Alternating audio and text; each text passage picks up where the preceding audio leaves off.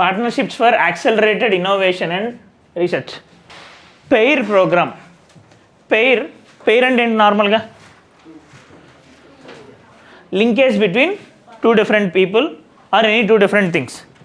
So same అదే situation the concept of pair has been utilized in research institutes in the country. See, earlier I had mentioned many a times that India is facing a problem of lack of research facilities. The spending on research and development is also very much low in India compared to other Western countries. To say specifically, GERD, gross expenditure on research and development in the country is just 0.65% of our GDP. 0.65% of our GDP. అంటే ఏంటి? Research spending ఇండియాలోని at least 1% of the GDP కూడా లేదు. Research స్పెండింగ్ని జీడిపిలో దాన్ని GERD అని అంటాం. దానికి యూజ్ చేసేటాం, గవర్నమెంట్ రిపోర్ట్స్లో యూజ్ చేసేటాం గ్రాస్ ఎక్స్పెండిచర్ ఆన్ R&D అని. Now this R&D is very much essential for growth.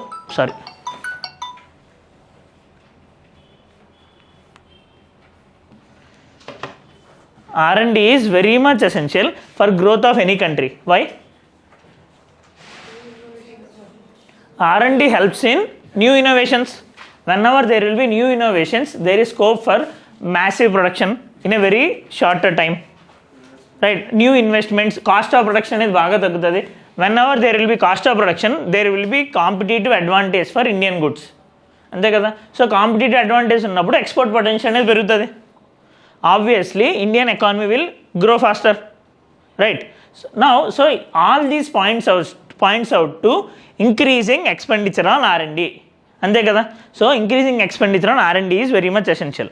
So దానికోసం గవర్నమెంట్ ఆఫ్ ఇండియా ఏం చేసింది అంటే, recently in this year's budget it had announced, last time ముందే చెప్పారు, ఈ ఇయర్ బడ్జెట్లోని ఫుల్ ఫ్లెజ్డ్గా అనౌన్స్ చేశారు, we will be forming Anusandhan National Research Foundation. Earlier also I discuss this in the class. Anusandhan National Research Foundation అనేది launch చేస్తామని చెప్పారు. రీసెంట్గా దాన్ని గవర్నింగ్ కౌన్సిల్ మీటింగ్ కూడా అయింది. నౌ ఈ అనుసంధాన్ నేషనల్ రీసెర్చ్ ఫౌండేషన్ ఏంటి? Basically this organisation will be guiding complete research and development scenario in the country, how it is happening, what they must do and all. Now this Anusandhan National Research Foundation is a statutory body. ఎందుకంటే దానికి backing legislation అనేది చేశారు. Anusandhan National Research Foundation Act అనేది చేశారు. And this is headed by, NRF is headed by Prime Minister of the country. Okay, NRF is headed by Prime Minister of the country. అయితే దీంట్లోని మన ఇండియాలో ఉన్న R&Dలో మేజర్ ప్రాబ్లం ఏంటి అంటే, private sector spending in R&D is very much low compared to the western countries. So ఈ ANRF ద్వారా ఏం చేద్దాం అనుకున్నారంటే, they thought of combining the resources from both private sector and the government sector. So pooling of resources చేయడానికి accept చేశారు. Pooling of resources చేద్దామని అనుకున్నారు. In that sense, combining both government and private sector contribution, Anusandhan National Research Foundation aims to spend 1 lakh crore in the coming 5 years. 1 lakh crore. Okay? So, దీని chairman ఎవరు? So ఇప్పుడు ప్రిలిమ్స్లో ఇది question అడగాలి అంటే, is it backed by legislation? Yes. Chairman is Prime Minister. Minister of Science and Technology. Prime Minister. అక్కడ confuse చేయాలంటే ఆ ప్లేస్లో రీసెర్చ్ కాబట్టి సైన్స్ అండ్ టెక్ మినిస్టర్ ఇవ్వాలి. So minister of science and tech, prime minister. Okay, now this ఈ అనుసంధాన్ అనేది functioning start అయిపోయింది కాబట్టి అందులోని they had started a new initiative called pair, partnership for accelerated innovation and research. So వీళ్ళు ఏమనుకున్నారంటే, they want to first of all hub and spoke అంటే తెలుసా? Hub and spoke అనే పదం విన్నారా?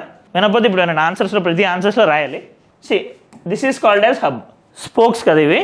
Now there will be some anchoring hub to anchor all the spokes. అక్కడ ఏంటి అంటే, ఇక్కడ కొంచెం ఎక్స్పీరియన్స్ ఉండేవి కానీ ఎనీ సార్ట్ ఆఫ్ గైడెన్స్ ఇచ్చేవి ఇక్కడ హబ్ కింద నుంచి ఎవరికైతే హెల్ప్ కావాలో వాళ్ళందరినీ స్పోక్స్లో పెడతారు. ఓకే, ఈ మోడల్లోని దీన్ని హబ్ అండ్ స్పోక్ మోడల్ అని అంటారు. Now this hub and spoke not only in research field, it is being utilised in all the industries. Majorly industries ఉన్నాయనుకోండి, ఇండస్ట్రీస్కి ఏం చేస్తారంటే ఇండస్ట్రియల్ హబ్ క్రియేట్ చేసి దానికి లాజిస్టిక్స్ ఫెసిలిటీస్తో కానీ మొత్తం అన్నిటితోని స్పోక్స్తోని కనెక్ట్ చేస్తారు. ఓకే, సో ఇలా హబ్ అండ్ స్పోక్ మోడల్ వల్ల ఏమవుతుంది, ఇండస్ట్రియల్ గ్రోత్ కూడా అవుతుంది. Now they are using the same concept with respect to research and foundation. ఎలా అంటే, there are some top 25 institutions in the country. NIRF rankings-లోని some IITs, NITs, IISc Bangalore ఇలాంటి prestigious technological universities ఉన్నాయి. నా వాటిలోని ఒక్కొక్క దానికి ఒక హబ్ కింద తీసుకొని వాటికి లింక్ చేస్తూ they are aligning some 10 to 15 universities. వీటి యొక్క ఎక్స్పీరియన్స్తోని వాటికి కూడా సైన్స్ అండ్ టెక్ ఇన్నోవేషన్లో సపోర్ట్ వస్తుంది. Isn't it? So there will be growth among both of them. In this way research and development could be developed in the country. So ఇలాగా హబ్ని స్పోక్ని link చేస్తున్నాం కాబట్టి దాన్ని పెయిర్ అని అన్నారు. ఓకే, నేమ్ ఏంటి? Partnerships for యాక్సెలరేటెడ్ innovation and research. So it will B including top 25 in NIRF rankings and top 50 institutions of national importance. ఆ 25ని ఆ 50ని లింక్ చేస్తారు. NIRF అంటే అక్కడ ఉన్నది చదవడం కాదు. So based on some metrics colleges will be ranked. ఇప్పుడు IITs కానీ NITs కానీ స్పెసిఫిక్ ప్రైవేట్ యూనివర్సిటీస్ కానీ వాళ్ళ రీసెర్చ్ ఎలా ఉంది, వాళ్ళ ప్లేస్మెంట్స్ ఎలా ఉంది, how is their pedagogy, how is their curriculum. So based on all these parameters they will be ranked. Research and development అనేది రీసెంట్ టైమ్స్లో 1986లో మనకి నేషనల్ ఎడ్యుకేషన్ పాలసీ అనేది ఉంది. ఓకే, ఆ తర్వాత ఈ 2020లోనే మనకి న్యూ ఎడ్యుకేషన్ పాలసీ అనేది వచ్చింది. This is major reform in the country with respect to educational sector. ఎందుకు అంటే 1986 అరౌండ్ 35 years వరకు కూడా ఎటువంటి రీఫార్మ్ అనేది జరగలేదు. So NEP 2020 major document. అయితే ఈ NEP 2020లోని మేజర్ ఫోకస్ ఏముంటుంది అంటే అప్ టు, ఇది కూడా మన సొసైటీ క్లాస్ అయ్యేటప్పుడు వస్తుంది ఎడ్యుకేషన్ గురించి అంతా వచ్చినప్పుడు, నా అప్ టు మన సెకండరీ స్కూల్కి వెళ్ళే వరకు మదర్ టంగ్లో టీచింగ్ ఉండాలి. వొకేషనల్ ఎడ్యుకేషన్కి ఫోకస్ ఉండాలి. Vocational education means earn while you learn basically. Okay, vocational education focus ఉండాలి, ప్రాక్టికల్ లెర్నింగ్కి ఫోకస్ ఉండాలి. ఇవన్నీ ఇందులో ఎక్స్ప్రెస్ చేస్తూ ఇదే కాకుండాను రీసెర్చ్ అండ్ డెవలప్మెంట్ మీద కూడా ఫోకస్ ఉండాలి అని చెప్తుంది. So our programme of PAIR under Anusandhan National Research Foundation is supporting our NEP 2020 vision. As earlier mention ANRF Act 2023 ద్వారా దీన్ని మనం ఫామ్ చేసాము. అయితే before this we are also having science research and డెవలప్మెంట్కి మనకి ఏం బాడీ లేదని కాదు. Earlier also we are having. Earlier, the name of the organization is SCRB, Science and Engineering Research Board. It is also a statutory body. But దాని ఫంక్షనింగ్లోని issues ఉండడం వల్లే research and development growth అనేది మనం చూడలేదు. సో దాన్ని restructure చేసి ANRF కింద form చేసి ప్రైమ్ మినిస్టర్ని చైర్మన్ కింద పెట్టారు. నౌ ప్రిలిమ్స్లో ఎలా అడగచ్చు అంటే which body superseded SCRB? ANRF. Okay, World Bank enhances lending capacity. Now what do you people know about World Bank? See, there is some difference with respect to World Bank and other banks. See, World Bank is a developmental bank. Developmental bank. మనకి ఏదో అవసరం ఉందని చెప్పి మనము వెళ్ళి loan తీసుకోవడం కాదు. Whatever the funding they will be giving, it will be with the scope of development. Development అనేది మేజర్ రీజన్ కింద వరల్డ్ బ్యాంక్ పనిచేస్తుంది. Be it poor countries, low income countries, high income countries, middle income countries, they are having different programmes for different people. Now World Bank funding ఇస్తుంది, IMF కూడా funding ఇస్తుంది. మరి difference ఏంటి రెండింటికి? So IMF deals only if balance of payment crisis problem వస్తే మాత్రమే IMF will be giving funding.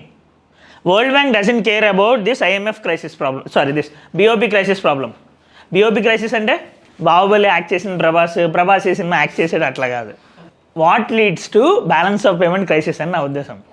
So deficits in the capital and current account will lead to balance of payment crisis. So majorly we can say that some decline of our forex reserves capacity, forex account capacity will lead to this balance of payment crisis. Now example ఎలా ఇవ్వచ్చు అంటే world Bank deals with balance of payment crisis కాదు కదా, only IMF deals with. Clarity ఉందా లేదా World Bank IMF ఫంక్షనింగ్లో? Okay, అయితే World Bank IMFకి మనకి కొంచెం డిఫరెన్స్ తెలియాలి. World Bank majorly deals with only developmental issues. పోవర్టీని ఇండియాలో వరల్డ్ వైడ్ పోవర్టీని తగ్గించడానికి, వరల్డ్ మొత్తాన్ని రీకన్స్ట్రక్షన్ చేయడానికి వరల్డ్ బ్యాంక్ అనేది ఫామ్ అయింది.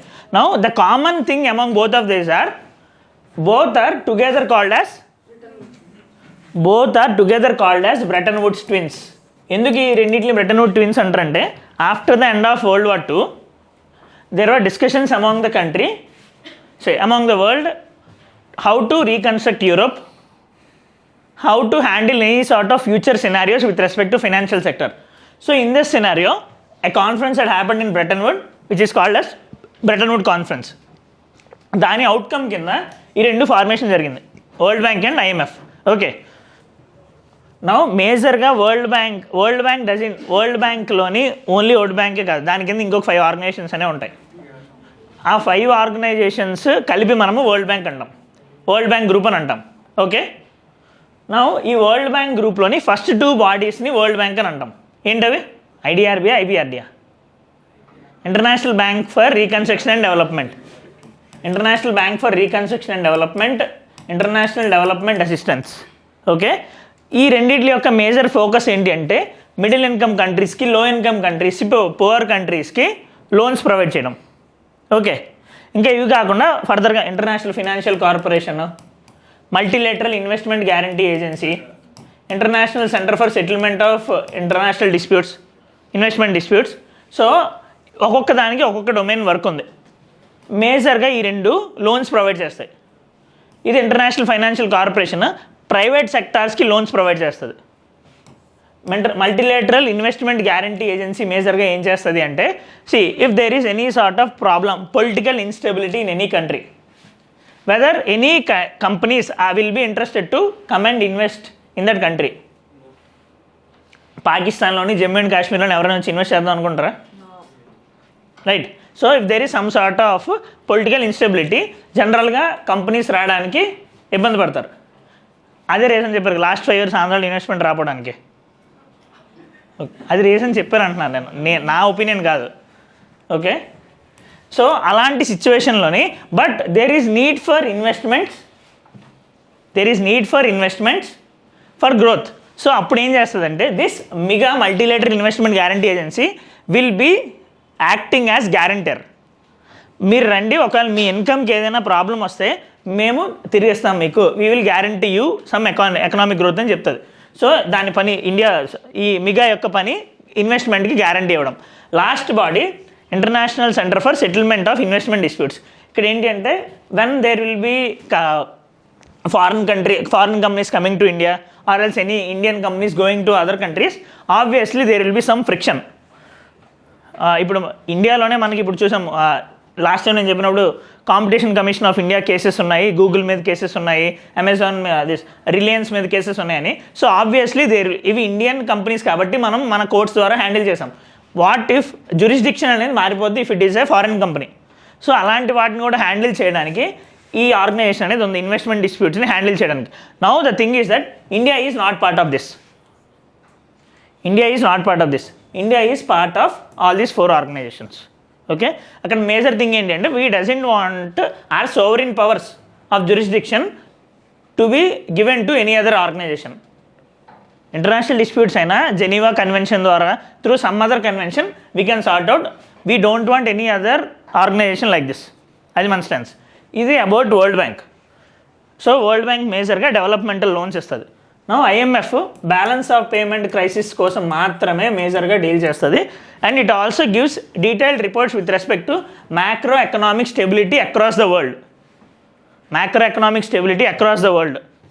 అంటే employment, growth, inflation, worldwide things మొత్తాన్ని కూడాను అది కేటర్ చేస్తూ రిపోర్ట్ సబ్మిట్ చేస్తూ ఉంటుంది. ఓకే, డిఫరెన్స్ అర్థమైందా? World Bank major work loans ఇవ్వడం అన్నాం కదా.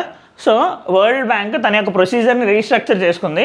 Now it had accepted to increase the loans, quantum of loans by around 50%, aiming to provide $150 billion over the next decade. Next 10 yearsలోనే $150 billion loans కింద provide చేద్దామని చెప్పి restructure చేసుకుంది. అయితే ఇదంతా ఎందుకు అంటే major thing to achieve sustainable development goals. ఆర్ఎల్స్ మన ప్యారిస్ డీల్లోని 2 degrees సెంటిగ్రేడ్ రెస్ట్రిక్ట్ చేసుకోవాలి. ఇవన్నీ ఉండాలి అంటే there is huge requirement of climate finance in across the world. Right. Developed countries are not willing to contribute to developing countries. So only option for the developing countries is to get loans from multilateral development banks. Multilateral development banks only major thing World Bank. So it had accepted. See, and World Bank nindi one of the biggest and greatest beneficiaries is India. We are running many programs with the support of World Bank. World Bank ki IMF ki inkoka difference or else World Bank ki remaining banks inkoka difference enti ante remaining banks will just deal to in how they will be giving money. వీళ్ళు దాంతో పాటు technology transfer వచ్చేలాగా, training వచ్చేలాగా, skilling programs, ఏమైనా best practices world వైడ్లో ఉంటే అది introduce చేయడము, ఇలాంటి నెంబర్ ఆఫ్ థింగ్స్ చేస్తారు. So they will be focusing on all round development, 360 degrees development కోసం వాళ్ళు ట్రై చేస్తారు. ఓకే, ఇదే కాకుండా రీసెంట్ టైమ్స్లోని వాళ్ళు ఎన్నో ఫినాన్షియల్ రిఫార్మ్స్ తీసుకున్నారు. ఫినాన్షియల్ రిఫార్మ్స్ ఏం తీసుకున్నారు అంటే లోన్ ఎవరైనా తీసుకునేటప్పుడు కమిట్మెంట్ ఫీజు లాంటిది, లైసెన్స్ ఫీజు లాంటిది ఇవ్వాలి, దాన్ని తగ్గించారు. నెక్స్ట్ ఇంటర్నేషనల్ ఎక్స్పర్ట్ గ్రూప్ అనేది ఒకటి ఫామ్ చేశారు. G20 సపోర్ట్తో ఇంటర్నేషనల్ ఎక్స్పర్ట్ గ్రూప్ అనేది ఫామ్ చేసి వాళ్ళ మేజర్ థింగ్ ఏంటి అంటే world bank and international organisation are in dire need of reforms because expect చేసినంత బాగా వాటి యొక్క యూటిలిటీ అనేది లేదు. బికాస్ మేజర్గా ఏంటి అంటే ప్రాసెస్లో డిలే ఉంటుంది. In fact from the country side also there will be lot of problems. Raghuram Rajan says that India loans తీసుకుంటుంది ఫారెన్ డెవలప్మెంట్ బ్యాంక్స్ నుండి, కానీ it is facing 2 problems majorly, time over runs and cost over runs. అప్రూవల్స్లో మనం డబ్బులు తీసుకునేటప్పుడు కూడా మన అప్రూవల్స్లో లేజినెస్సే. So time over runs, cost over runs. Cost over runs అంటే ఎక్స్పెక్ట్ చేసిన దానికన్నా డిపిఆర్ వాల్యూ పెరిగిపోతూ ఉంటుంది. అర్లియర్ ఇప్పుడు ఫర్ ఎగ్జాంపుల్ పోలవరం ప్రాజెక్టు అనుకున్నప్పుడు ముందే అయిపోయి ఉంటే అది తక్కువలో అయిపోయింది, ఆ తర్వాత ఇంకా ల్యాక్ చేస్తూ ఇయర్ ఆన్ ఇయర్ ల్యాక్ చేసుకుంటూ ఉంటే దాని ఎస్టిమేటెడ్ వాల్యూ పెరిగిపోద్ది, అంతే కదా. ఇప్పుడు same shirt, same T shirt, same jacket ముందులా ఉండదు కదా ఇప్పుడు రేట్, రైట్. సో అప్డేట్ అవుతూ ఉంటాయి. నెక్స్ట్ ఆల్సో ఎడిషనల్ ఫీచర్స్ అవనివ్వండి, ఎడిషనల్ కాస్ట్ ఆఫ్ ప్రొడక్షన్ అవనివ్వండి, ఇన్ఫ్లేషన్ వల్ల అవనివ్వండి, కాస్ట్ అనేది పెరుగుతూ ఉంటుంది. సో ఎంత ఫాస్ట్గా ఎంత ఆప్టిమమ్గా యూటిలైజ్ చేయాలనేది important. India's major problem over there is time over runs and cost over runs. Polavaram అనే కాకుండా in India many projects are facing this problem. అనుకున్న టైంకి కన్స్ట్రక్షన్ అవ్వదు. ఇదంతా ఎందుకంటే అప్రూవల్స్లో ప్రాబ్లం వస్తుంది. అరౌండ్ ఒక 2 months బ్యాక్ యాక్చువల్లీ పేపర్లో వచ్చింది ఆర్టికల్లో, డీటెయిల్డ్ ప్రాజెక్ట్ రిపోర్ట్ వాల్యూ అని. ఇప్పుడు మొత్తం అంతా ప్రాజెక్ట్కి ఎంత ఖర్చు అవుతుంది ఏంటి అని చెప్పి ప్రాజెక్ట్ స్టార్ట్ చేసే ముందు అనుకుంటారు కదా, డీటెయిల్డ్ ప్రాజెక్ట్ రిపోర్ట్ అని. సో అందులోని ఎస్టిమేషన్లోని ఇష్యూస్ ఉండడం వల్ల. ఓకే, రీసెంట్గా ఒక 2 months బ్యాక్ ఒక ఆర్టికల్ వచ్చింది. 22 years అయింది, 22 years అయింది, ఐఎమ్ నాట్ రాంగ్, బీహార్లో అనుకుంటా, బీహార్లోని. కానీ ఇప్పుడు వచ్చి ఒక్క పేషెంట్ కూడా లేడు ఆ హాస్పిటల్లో. ఎందుకు అంటే అక్కడ కన్స్ట్రక్షన్ అయిపోయింది, ఆ ల్యాండ్ ఓనర్కి, ఐ మీన్ అర్లియర్ ఒక ల్యాండ్ ఓనర్ ఉన్నారు, దానికి గవర్నమెంట్కి మధ్యలోనే డిస్ప్యూట్ కోర్టులో నడుస్తుంది. దానివల్ల కన్స్ట్రక్షన్ అయిపోయినా సరే అక్కడ హాస్పిటల్ రన్ చేయడానికి అవ్వట్లేదు, ఎందుకంటే సబ్జుడిషియల్లో ఉంది. అది either it is currently it is not a property of either government are also original land owner, earlier land owner. So ఇలాంటి ఇష్యూస్ వల్ల ఏమవుతుంది, ప్రాజెక్ట్ డిలేస్ అన్నీ అవుతాయి, ల్యాండ్ ఎక్విజిషన్ లాంటి డిలేస్ అన్నీ వస్తాయి. సో ఇలాంటివన్నీ ఇష్యూస్ ఉన్నాయి ఇండియా స్పెసిఫిక్గా. నా వరల్డ్ బ్యాంక్ స్పెసిఫిక్గా కూడా కొన్ని ఇష్యూస్ ఏంటి అంటే they are not supporting the real needy. ఈ వెస్ట్రన్ కంట్రీస్ ఎవరికైతే సపోర్ట్ చేయమని చెప్తున్నారో వాళ్ళకే సపోర్ట్ చేస్తున్నారు. అండ్ ఆల్సో ఇందులో ఇంకొక ప్రాబ్లం ఏంటంటే వరల్డ్ బ్యాంక్లోని ఏదైనా డెసిషన్ తీసుకోవాలంటే ఓటింగ్ అనేది ఉంటుంది. నా ఆ ఓటింగ్లో మేజర్ ప్రాబ్లం ఏంటి అంటే వెస్ట్రన్ కంట్రీస్ అందరూ కలిపి voting, USA alone has 16.4%. Okay, 16.4% voting ఉంది. అక్కడ ఇష్యూ ఏంటంటే ఏదైనా డెసిషన్ పాస్ అవ్వాలి అంటే అరౌండ్ 85% ఉండాలి. సో వాళ్ళ సపోర్ట్ లేకుండా ఏమీ అవ్వదు. See not only world bank, international financial organisations అందరిది కూడా సేమ్ సినారియో. వరల్డ్ బ్యాంక్లోనే అంతే, ఇక్కడ అంతే. అట్లీస్ట్ ఐఎంఎఫ్లో కొంచెం బెటర్ సినారియో అనేది, ఎందుకంటే సబ్స్క్రైబ్డ్ క్యాపిటల్ వాటిలో డిఫరెన్సెస్ రావడం వల్ల. ఇన్ఫ్యాక్ట్ డబ్ల్యూటీఓలో అయితే ఇంకా ప్రాబ్లమాటిక్ సినారియో. డబ్ల్యూటీఓలో ఏంటి అంటే ఇప్పుడు ఫర్ ఎగ్జాంపుల్ ఇండియా మీద కేసెస్ పడ్డాయని మీరు వింటుంటారు కదా, విన్నారా వినలేదా? ఓకే, ఇప్పుడు for example sugar case, solar panel case అని ఇలాంటి నెంబర్ ఆఫ్ కేసెస్ పడ్డాయి ఇండియాలో. ఇండియా 2 cases ఓడిపోయింది actually, solar panel case, sugar case 2 ఓడిపోయింది. WTO was formed in 1995. The major reason why WTO was formed is for supporting free and fair trade across the globe. Globalisation అనేది కూడా అదే ఎరాలో వచ్చింది కదా, 1991 తర్వాత. యుఎస్ఎస్ఆర్ డిసింటిగ్రేషన్ అయిపోయిన తర్వాత యుఎస్ఏ వచ్చింది. USA is a staunch supporter of liberalism and capitalism, right. So world wide free trade ఉండాలి, ఇంటర్నేషనల్ ఫ్రీ ట్రేడ్ ఉండాలి, గ్లోబలైజేషన్ ఉండాలి అనేది దాని యొక్క ఎయిమ్. సో అందుకనే ఈ WTO ఫార్మేషన్ కూడా అప్పుడే జరిగింది. ఓకే, WTO ఫార్మేషన్ అప్పుడే జరిగింది. అయితే ఏంటి అంటే WTO free trade, fair trade ఇవన్నీ అంటాం కదా, ఏ కంట్రీస్ కూడా అక్కడ ఉండే వాళ్ళ మీద రెస్ట్రిక్షన్స్ ఏమి పెట్టకూడదు. ఫారెన్ ఇన్వెస్ట్మెంట్స్ వచ్చినా సరే రెస్ట్రిక్షన్స్ ఏమి పెట్టకూడదు. నౌ ఇండియా మీద నెంబర్ ఆఫ్ కేసెస్ ఉన్నాయి. ఇప్పుడు for example we had a solar mission. Solar మిషన్లోని వన్ ఆఫ్ ద రూల్ మనం ఏం పెట్టాము అంటే, in the manufacturing of solar panels in the country at least 60% of that solar panel should be taken from the domestic people. Domestic sector నుండి procure చేయాలి 60% అని. Now ఇది against WTO rules, ఎందుకంటే ఇలాంటి రెస్ట్రిక్షన్ ఏమి ఉండకూడదు కదా. సో అది వాళ్ళ ప్రాబ్లం. దాని మీద కేసు వేశారు, మనం ఓడిపోయాము. నౌ ఇక్కడ ప్రాబ్లం ఏంటంటే కేసు వేశారు, ఓడిపోయాం. Further we're having a body called dispute settlement body. WTO tribunal ఉంటుంది, దాని ఇచ్చిన డెసిషన్ మీద ఎపీలేట్ ట్రిబ్యునల్ అనేది ఉంటుంది. ఇప్పుడు మనకి ఎలా హైకోర్టు తర్వాత సుప్రీంకోర్టు ఉంటుందో WTOలో కూడా ఎపీలేట్ ట్రిబ్యునల్ అనేది ఉంటుంది. Now this appellate tribunal is dysfunctional since last 4 years. Only reason ఏంటి అంటే USA is not supporting the appointment of the judges. WTO judges appointment అవనివ్వకుండా చేస్తుంది. ఎందుకంటే WTO ఫంక్షనింగ్ ఏంటి అంటే మొత్తం అందరికీ ఈక్వల్ ఓటు. ఒకవేళ ఒక్కరు ఒప్పుకోకపోయినా సరే ఏ డెసిషన్ తీసుకోవడం అవ్వదు. మొత్తం 190 మెంబర్స్ ఉంటే 190 మెంబర్స్ యాక్సెప్ట్ చేయాలి. ఓకే, సో ఆబ్వియస్గా ఎవరో ఒకరు నచ్చరు కదా. సో USA యాక్సెప్ట్ చేయట్లేదు, దీనివల్ల అది డిస్ఫంక్షనల్గా ఉండిపోయింది. ఓకే, సో ఇలాగ ఇంటర్నేషనల్ ఆర్గనైజేషన్స్ మొత్తం అన్నిటిలోని డెమోక్రటిక్ డెఫిసిట్ అనేది ఉంది. Democratic deficit. ఓకే, ఇండియా స్పెసిఫిక్గా వరల్డ్ బ్యాంక్ రన్ చేసిన ప్రోగ్రామ్ ఆన్సర్స్లో ఎక్కడైనా కోట్ చేయడానికి యూజ్ అవుతుంది. India energy efficiency scale up programs means these programs are promoted by world bank in the country. It will be giving loans or else any technical support for success of these programs in the country. Sankalp, raising and accelerating MSME performance. RAMP, Eastern Dedicated Freight Corridor, Mumbai Urban Transport Projects. So ఇలాంటి projects అన్నింటికి world Bank funding ఇస్తుంది. Recent టైమ్స్లో ఏదైనా world Bank funding ఉన్నారా మీకు తెలిసి nearest స్టేట్స్లో? Yeah, so AP capital డెవలప్మెంట్కి రీసెంట్ బడ్జెట్లో అలొకేట్ చేశారు కదా, 15,000 crores will be provided by world bank to Amaravati development. Okay, 15,000 crores దానికి ఫండింగ్ వరల్డ్ బ్యాంక్ ఇస్తుంది. ఆ లోన్ని సెంట్రల్ గవర్నమెంట్ క్లియర్ చేస్తుంది ఫ్యూచర్లో. ఓకే, చెప్పానా మన గవర్నమెంట్ ఏం చెప్తే అదే సిలాస్ వస్తుంది, చెప్పాను కదా. Yeah, so world bank group కింద IBRD, international development association, international financial corporation, MIGA and international centre for settlement of investment disputes ఉంటాయి. India is not part of this international centre for settlement of investment disputes. Okay, international financial corporation private సెక్టార్స్కి loans కోసం ఉండే organisation. Okay, because 1991 capitalism growth తర్వాత అవనియండి, private sector is also major player in any country. So there is need for growth of private sector also. ఇప్పుడు మీరు చూస్తే మన ముందు ఉండే చాలా విషయాల్లో గవర్నమెంట్ అనేది తగ్గిపోయింది. And in fact world wide since there is rise of right wing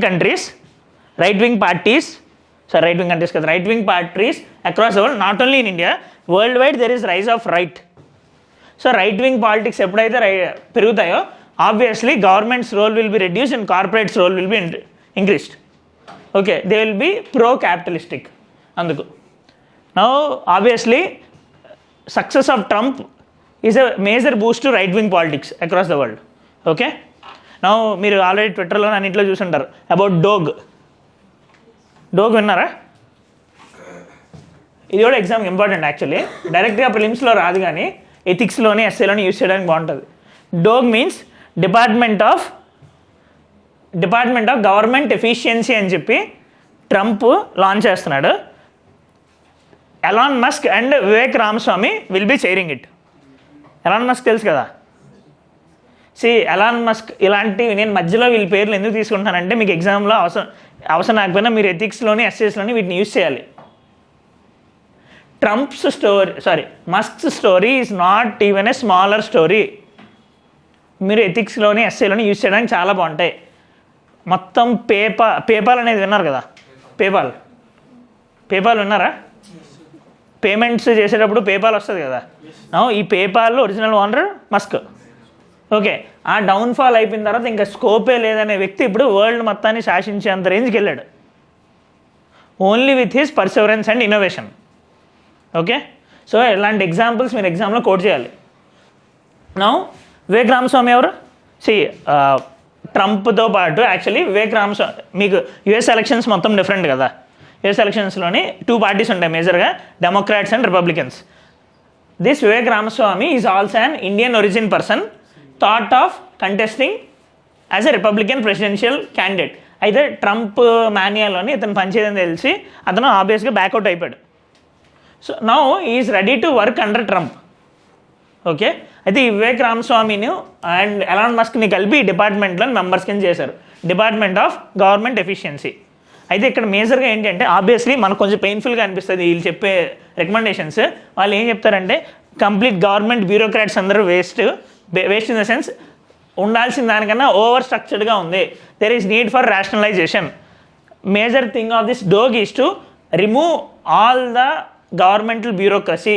ఎంతమంది కావాలంటే అంతమందినే ఉంచుతాము, వేస్ట్ మొత్తాన్ని తీసేస్తాము అని చెప్పి వాళ్ళది. సో నెక్స్ట్ ఈ ఫెడరల్ స్ట్రక్చర్ మొత్తానికి పవర్స్ ఇస్తాము అని వాళ్ళు చెప్పేది. ఆబ్వియస్లీ ఇండియాలో అలా జరగదు, ఎందుకంటే India pressure groups of IAS IPS officers, bureaucracy is very very strong. Okay, అయితే మనకి ఇక్కడి నుండి ఏం తెలుసుకోవాలంటే మనకి ఎగ్జామ్లోని గవర్నెన్స్లో సెకండ్ ఏఆర్సీ రిపోర్ట్ అనేది ఉంటుంది, అడ్మినిస్ట్రేటివ్ రిఫార్మ్స్ కమిషన్ రిపోర్ట్ అనేది ఉంటుంది. మనం అది ఆన్సర్స్లో కోట్ చేస్తూ ఉంటాం. నౌ ఆ రిపోర్ట్ కూడా మేజర్గా ఏం చెప్తుంది అంటే there are need for lot of reforms in our civil services. సిలబస్లో కూడా మనకి role of civil services in Indian democracy అని మన GS2 సిలబస్లో ఉంటుంది ఒక టాపిక్. ఎవ్రీ ఆల్టర్నేట్ ఇయర్ మనకు క్వశ్చన్ వస్తుంది. అందులో కూడా మేజర్ థింగ్ ఏంటంటే our bureaucracy is facing lot of problems, right? Rules ఓరియంటెడ్గా వెళ్ళడము, కంప్లీట్గా రూల్స్ ఓరియంటెడ్గా వెళ్ళడము, ఆర్ఎల్స్ లేజినెస్, ప్రాసెస్లో రెడ్ టేపిజము, ఇలాంటి నెంబర్ ఆఫ్ థింగ్స్ ఉన్నాయి. సో అన్నింటినీ స్ట్రక్చర్ చేయాలి. అట్లీస్ట్ ఎలాంటి దగ్గర నుండి ఇన్స్పిరేషన్ తీసుకొని we have to implement the recommendations. Different committees బ్యూరోక్రసీని ఎలాగా చేయాలి అని చెప్పి రికమెండేషన్స్ ఇచ్చాయి. సెకండ్ ఏఆర్సీ అవనివ్వండి, Baswan committee, number of committees recommendations ఇచ్చాయి. వాటిని ఇంప్లిమెంట్ చేయాలి. గవర్నెన్స్లో వస్తుంది అంతా, ఈయన చెప్తారు కదా governance. Mobility arrangement for talented early professionals scheme. Now ఇక్కడ ఎగ్జామ్లో రావాలి అంటే మేట్స్ స్కీము ఏ 2 కంట్రీస్ మధ్యలోని అంతవరకే రావడానికి స్కోప్ ఉంది. ఏ 2 కంట్రీస్ మధ్యలో అంటే between India and Australia. Mobility arrangement for talented early professionals scheme. ఎందుకు అందరూ అంత ఎనర్జీ తక్కువగా ఉన్నారు? పొద్దునండి క్లాసెస్ వినా, మధ్యాహ్నం భోజనం చేయలేదా? Mobility arrangement for talented early professional scheme. The basic agenda of the scheme is to supporting Indians to get jobs in Australia. Australia government accept చేసింది 2 years, అరౌండ్ 2 years ఇండియన్స్ వెళ్ళి ఆస్ట్రేలియాలో work చేసుకోవచ్చు అని, work permits లాంటివి. Department of home affairs of Australia gives Indian university graduates and early career professionals a chance to work in Australia for 2 years through the mates scheme. ఇక్కడ అదొకటి మనకి important. Next దీనికన్నా most important thing ఏంటి అంటే UPSC has a habit to ask about agreements between what 2 countries. ఇప్పుడు for example last time ఒక question వచ్చింది, రెసిప్రాకల్ arrangement agreement ఏ 2 countries మధ్య అయింది రీసెంట్గానే, it is between India and Russia. Similarly, last year we had an agreement with Australia by name Migration and Mobility Partnership Arrangement. Migration and Mobility Partnership Arrangement.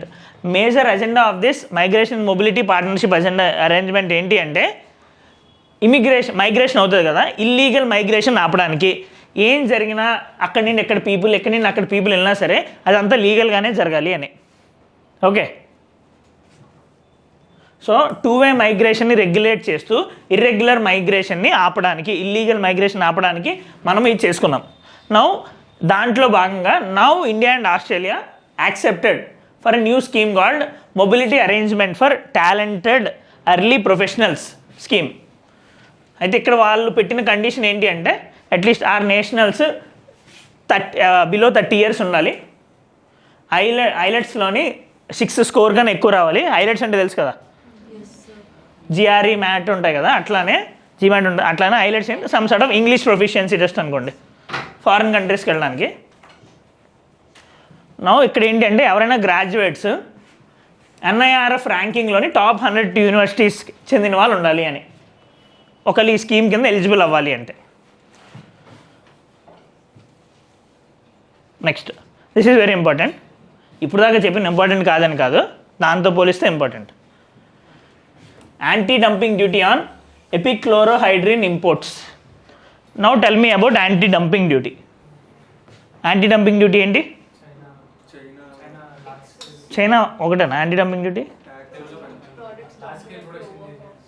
చైనాకి developed కంట్రీస్కి ఏం సంబంధం లేదు.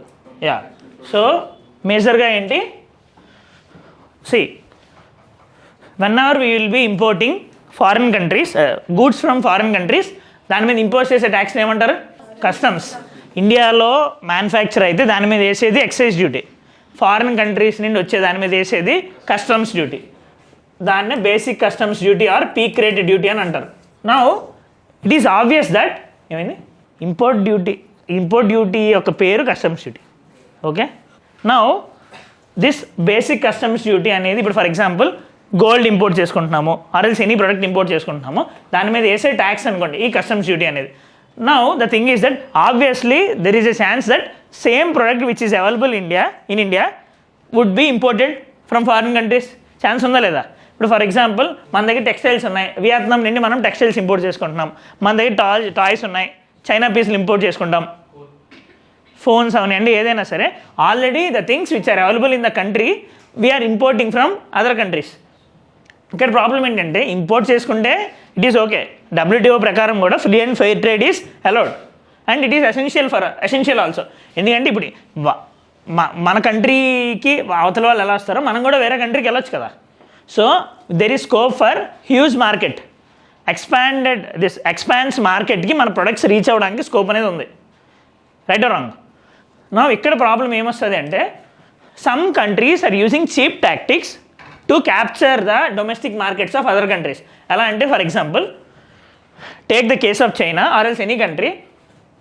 ఇండియాలో ఉండే ప్రోడక్ట్కి వాళ్ళు సేమ్ ప్రోడక్ట్ని తీసుకొని వస్తారు. తీసుకొని వచ్చిన తర్వాత the price of that good will be obviously less than Indian product. అక్కడి వరకు ఓకే, కానీ ఆ సేమ్ ప్రోడక్ట్ని వాళ్ళ కంట్రీలో వాళ్ళు తక్కువ రేటుగా మన దగ్గర అమ్మేదానికన్నా ఎక్కువ రేటుగా అమ్ముతారు. అంటే వాళ్ళ కాస్ట్ ఆఫ్ ప్రొడక్షన్ అనేది ఎక్కువ అవుతుంది, బట్ కావాలని they are reducing the cost of that product in India compared to the other countries, compared to their own country. అంటే ఇప్పుడు ఫర్ ఎగ్జాంపుల్ ఒక టాయ్ చైనాలోని 100 రూపీస్ అమ్మితే ఇండియాలోని కావాలని వాళ్ళు 80 రూపీస్కి అమ్ముతున్నారు. ఈ 100 రూపీస్ టాయ్ ఇండియాకి వచ్చేసరికి ఆబ్వియస్గా there should be some logistical charges వాళ్ళకి పడతాయి, నెక్స్ట్ కస్టమ్స్ డ్యూటీ ఇవన్నీ పడినప్పుడు అంతా వచ్చి వాళ్ళు 100 కన్నా ఎక్కువ అవ్వాలి కదా. But they are selling at a lower price.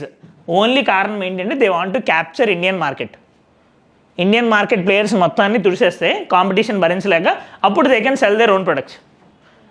ఇది స్ట్రాటజీ. దీన్ని అయితే ఇలాంటివి జరగకుండా ఉండడానికి ఏం చేస్తారు అంటే ఈ 80ని ఇండియాలోని ప్రొడక్ట్స్కి 100 ఉందనుకోండి రేటు, ఇది ఈక్వల్ చేయడానికి డొమెస్టిక్ ప్రొడ్యూసర్స్ని హెల్ప్ చేయడానికి they will be imposing additional duty on this in addition to basic customs duty. ఆ అడిషనల్ డ్యూటీని యాంటీ డంపింగ్ డ్యూటీ అని అంటారు. అర్థమైందా?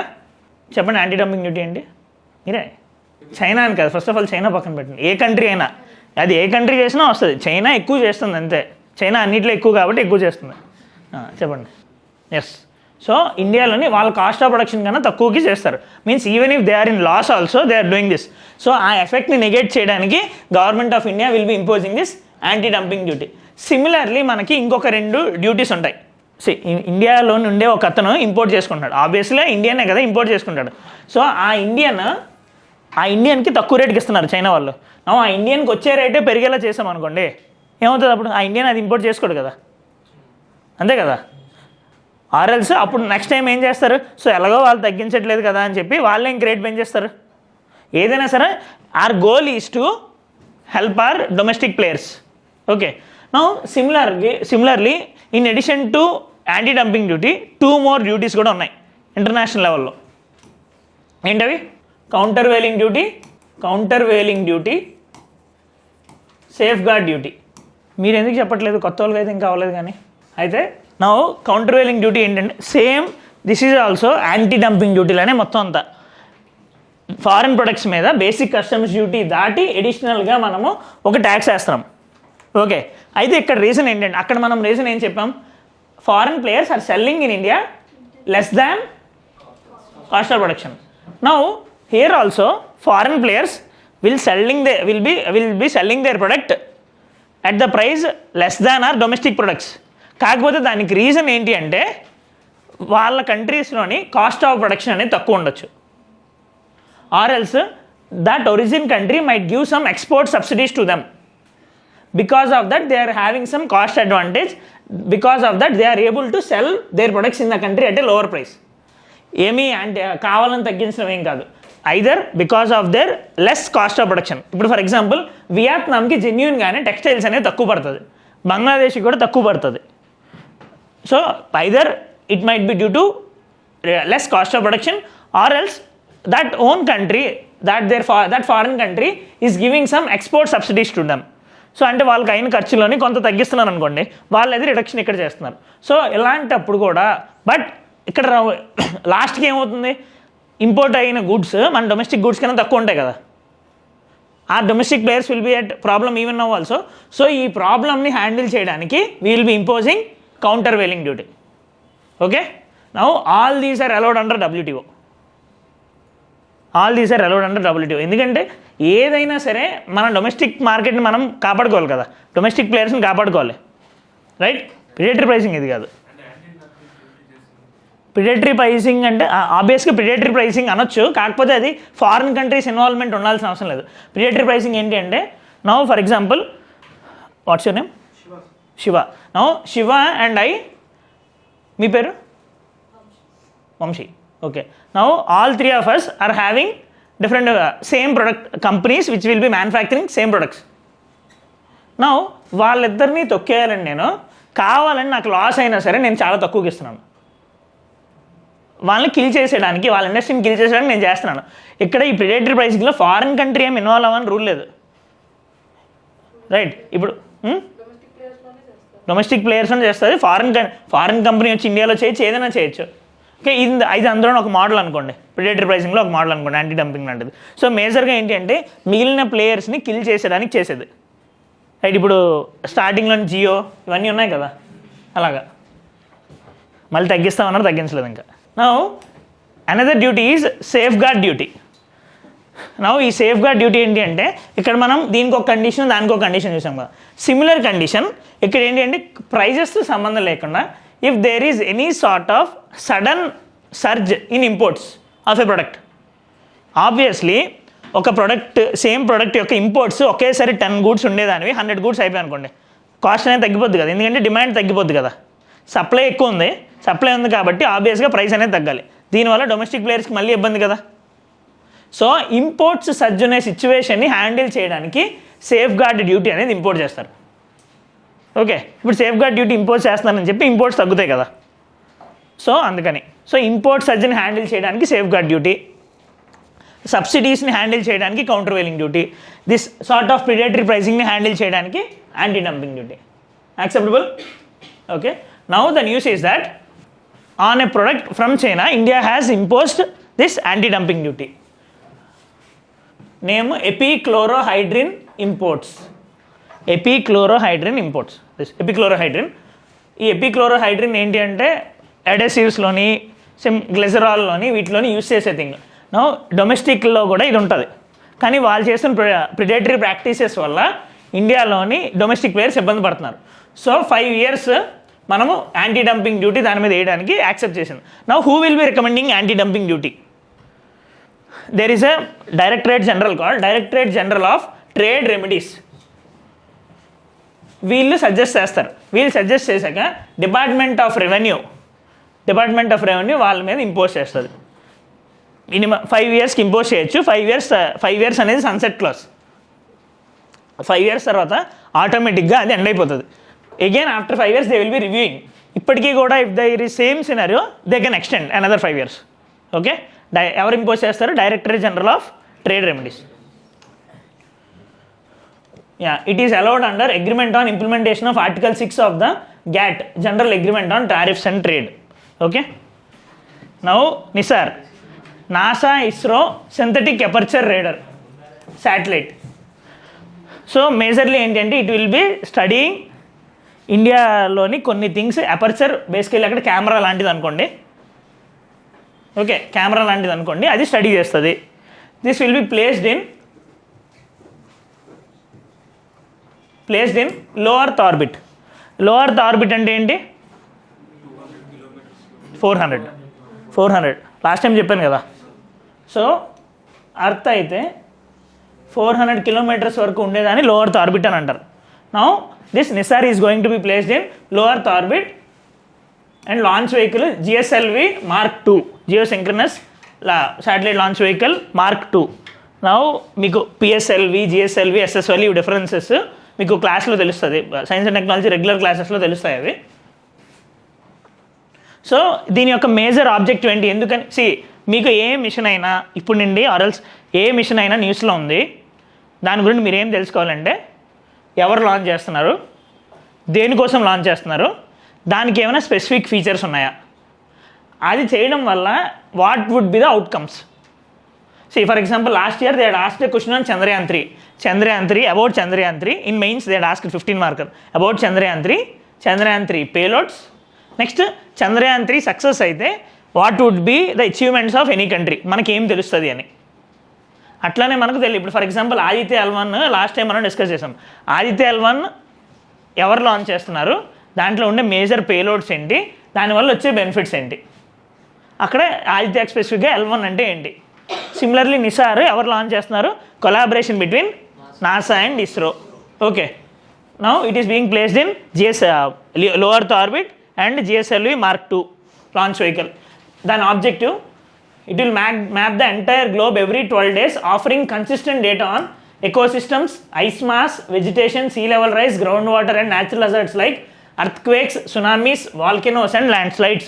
So majorly disaster management ki, climate change lo వచ్చే ఎఫెక్ట్స్ని విజువలైజ్ చేయడానికి, రిపీటెడ్గా స్టడీ చేయడానికి ఇది యూస్ అవుతుంది.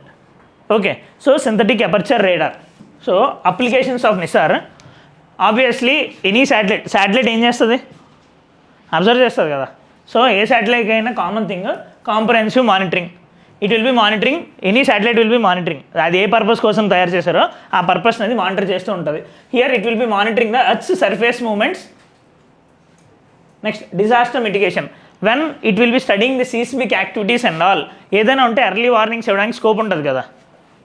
నెక్స్ట్ ఎన్విరాన్మెంటల్ ట్రాకింగ్, ఇందాక మనం చెప్పాం ఫారెస్ట్ ఇవన్నీ స్టడీ చేస్తుందని, దానివల్ల ఎన్విరాన్మెంటల్ ట్రాకింగ్ అనేది బెటర్గా అవుతుంది.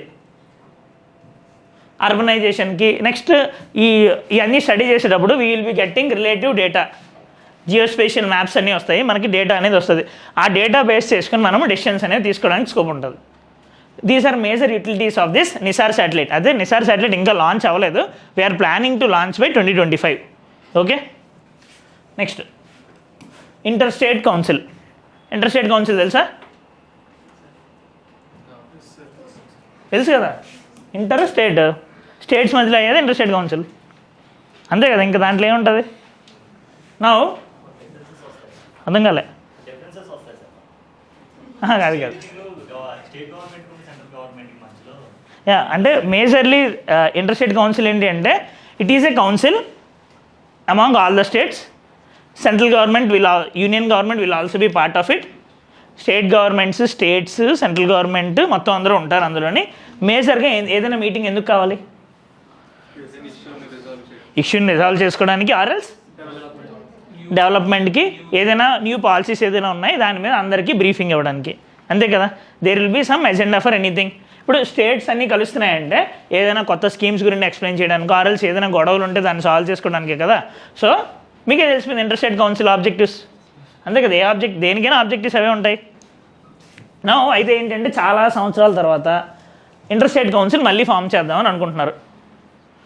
It is an irony that interstate council was first formed in 1990 based on recommendation of Sarkaria commission. ఇప్పుడు మీకు పాలిటీ క్లాసెస్ అయ్యేటప్పుడు ఇవన్నీ వస్తాయి. సర్కారియా కమిషన్ రికమెండ్ చేయడం వల్ల ఇంటర్స్టేట్ కౌన్సిల్ అనేది ఫామ్ అయింది. నా సర్కారియా కమిషన్ రికమెండ్ అయింది, తర్వాత ఏమో ఇంటర్స్టేట్ కౌన్సిల్ ఫామ్ చేశారు. Original agenda is to meet thrice A year, every year 3 times meet అవ్వాలి ఇష్యూస్ సార్ట్ చేసుకోవడానికని. 1990 నుండి ఇప్పుడు దాకా ఎన్నిసార్లు మీట్ అయ్యారు మీరు చెప్పుకొని చూద్దాం. సో 1919 ఇప్పుడు దాకా ఎంత, maybe some 10 years and 14 years, 24 years, 24 into 3 ఎంత, 72. సీసాట్ కూడా రెడీగా ఉండాలి. 72 times మీట్ అవ్వాలి. ఎన్ని టైమ్స్ మీట్ అయ్యారు? 11 times మీట్ అయ్యారు ఇప్పుడు దాకా. ఓకే, సో 11 times మీట్ అయ్యారు. There is no regularity in the meetings. So now again there is focus on inter state council.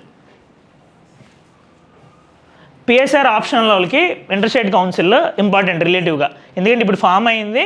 Next డైరెక్ట్గా సిలబస్లో కూడా ఉంటుంది అది.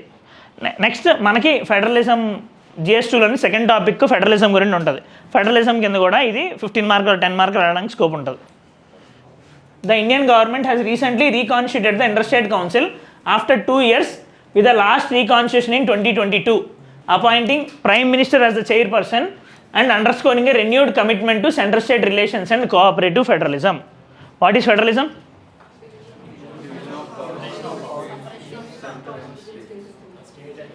అర్థం కాలే, ఒకరు చెప్పండి. డివిజన్ ఆఫ్ పవర్స్ బిట్వీన్ యూనియన్కి స్టేట్కి డివైడ్ చేస్తే సరిపోద్దా?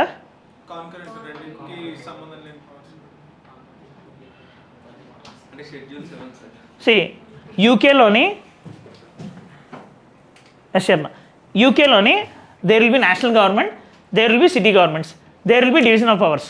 But UK is not a federal government, federal country. Now this division of powers should be from a superior document. Constitution should discuss about this division of powers. ఇప్పుడు for example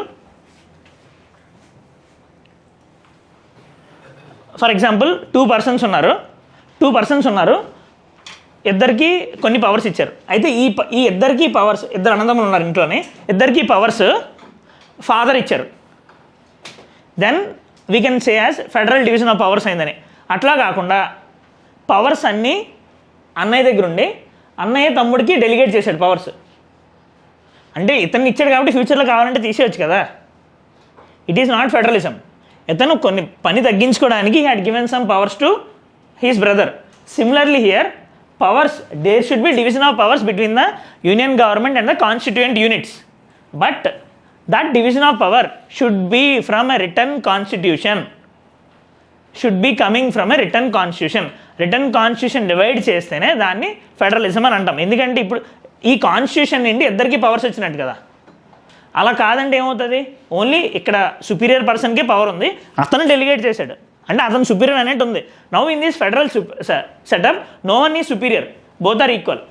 okay, even in India also both union and states are equal. Except in some scenarios, union government will be having some extra powers. Ante. Okay. Now, ఈ cooperative federalism ఏంటి అంటే, for successful growth of country and for development of both states and the country, there is need for cooperation among the players. So, దాన్ని cooperative federalism అని అంటాం. Competitive federalism,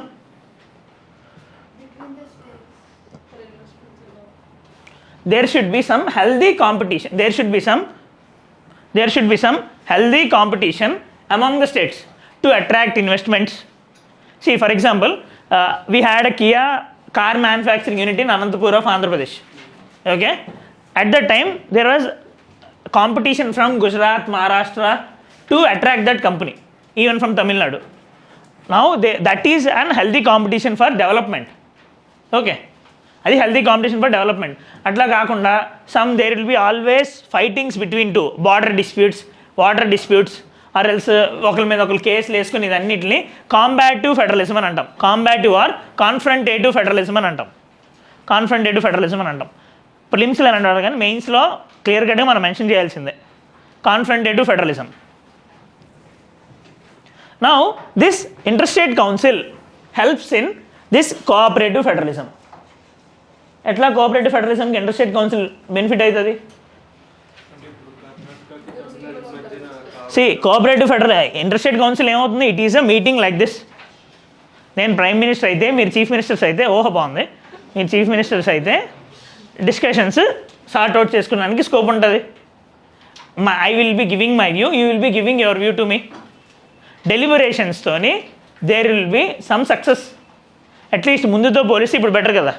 ఇప్పుడు ఎవరికైనా గొడవలు అయ్యాయి అనుకోండి, లవర్స్కి కానీ ఎవరికైనా బ్రేకప్ అయిపోతే ఆ తర్వాత అట్లీస్ట్ వాళ్ళు మాట్లాడుకుంటే కొంత ఏదైనా సెట్ చేసుకుంటారు కదా. సిమిలర్ ఇప్పుడు for example India Russia relations, India China relations, border setup, ఇవన్నీ డిస్కషన్స్ అయితేనే కదా బెటర్ అవుతుంది. So with discussions there is scope for solving the disputes. Okay, so deliberations అయితే ఒకరి ఒపీనియన్ ఇంకొకరికి తెలుస్తుంది, దానివల్ల సాల్వ్ అవుతాయని. ఇప్పుడు కోఆపరేటివ్ ఫెడరలిజం దీని ద్వారా అచీవ్ అవుతుంది. ఎలా అంటే ఒకరి ఒపీనియన్ ఒకరికి తెలుస్తుంది, డిఫరెన్సెస్ అనేవి తగ్గుతాయి అని. Now this interstate council is a constitutional body. Constitutional body ఎలాగా? It was set up under article 263. Okay, it was formed with the recommendation of Sarkaria commission. Reconstitute అని కదా, యాక్చువల్లీ ఏంటి అంటే there is difference between this constitutional body and other constitutional bodies.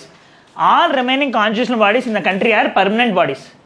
This is a temporary body. ఆ work అయిపోయిన తర్వాత అది అయిపోతుంది, మళ్ళీ రీకాన్స్టిట్యూట్ చేయాలి ప్రెసిడెన్షియల్ ఆర్డర్ ఇచ్చి. ఓకే, అర్థమైందా? అది దాని యొక్క వర్క్. ఆ డిస్కషన్ అయిపోయిన తర్వాత అది ఎండ్ అయిపోతుంది, దాని టెన్యూర్ తిరిగి మళ్ళీ ఫామ్ చేయాలి. అందుకని దాన్ని రీకాన్స్టిట్యూషన్ అని అంటాం. అగైన్ నౌ ఇప్పుడు రీకాన్స్టిట్యూషన్ చేద్దాం అనుకుంటున్నారు. Who will B చైరింగ్ this interstate council? Prime Minister. Who will be the members? State Chief Ministers will be members, and also the governors without legislatures in duties, and also ఏదైనా states నుండి presidents rule ఉంటే అక్కడ governor వచ్చి రిప్రజెంటేట్ చేస్తారు. ఎలాగా?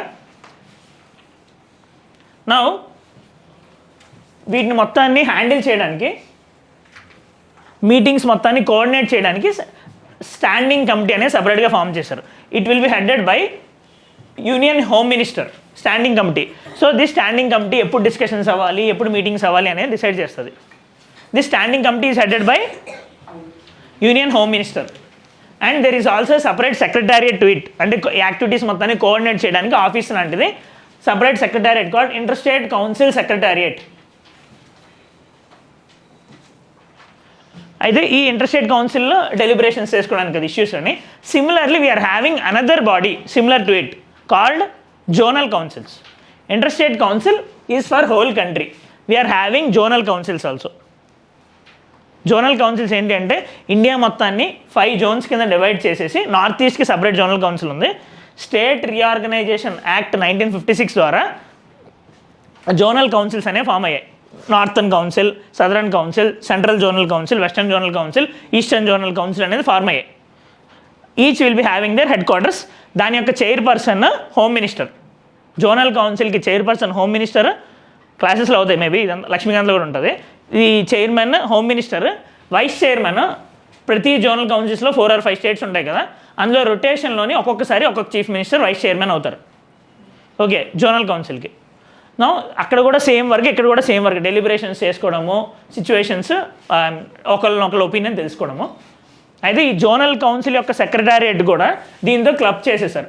Interstate council secretariat will be functioning as secretariat for both interstate council and also zonal council. Okay,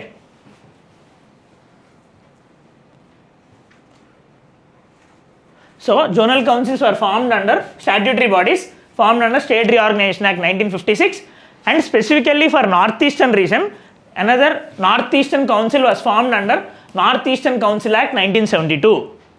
okay, ఇక్కడ confuse అవ్వద్దు. North eastern council state reorganisation act ద్వారా ఫామ్ అవ్వలేదు, నార్త్ ఈస్టర్న్ కౌన్సిల్ యాక్ట్ 1972 ద్వారా form అయింది. Okay, RBI's framework for reclassification of FPI to FDI. Now what are these FPI and FDI?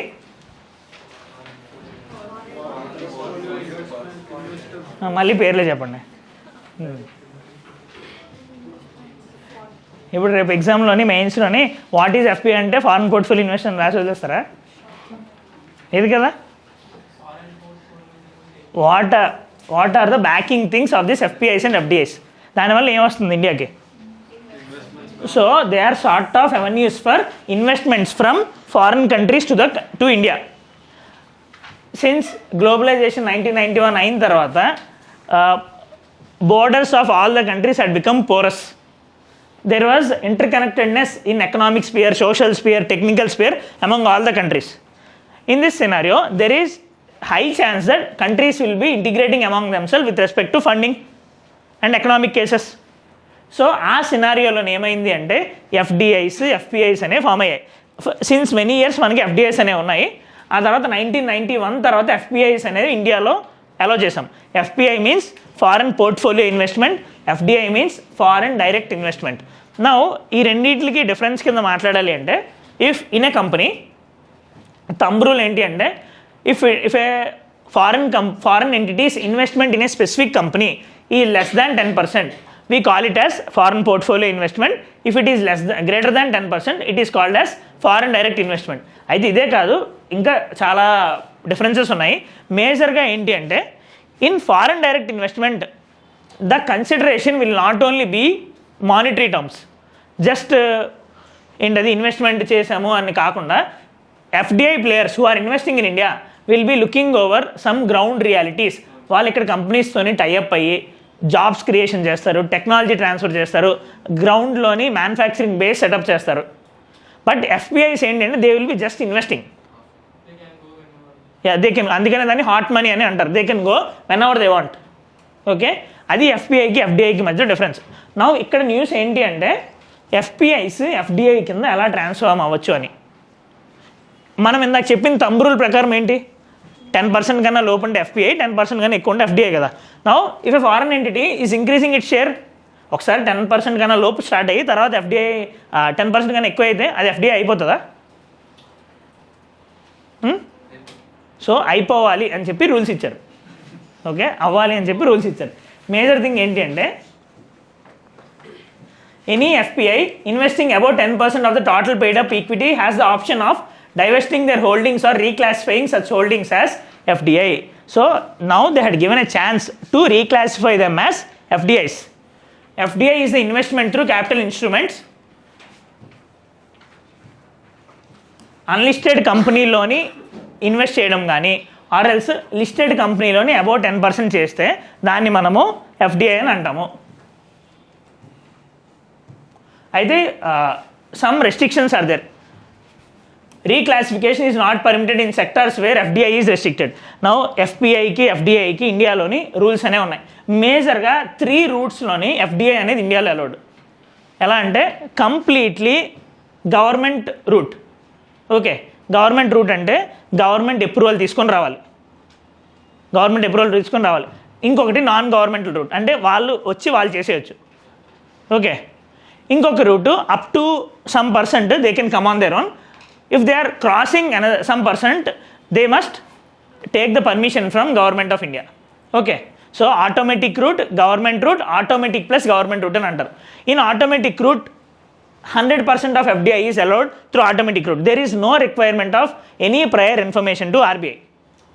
In government route, even if it is 1% also, there is requirement to reach out to RBI before they are investing.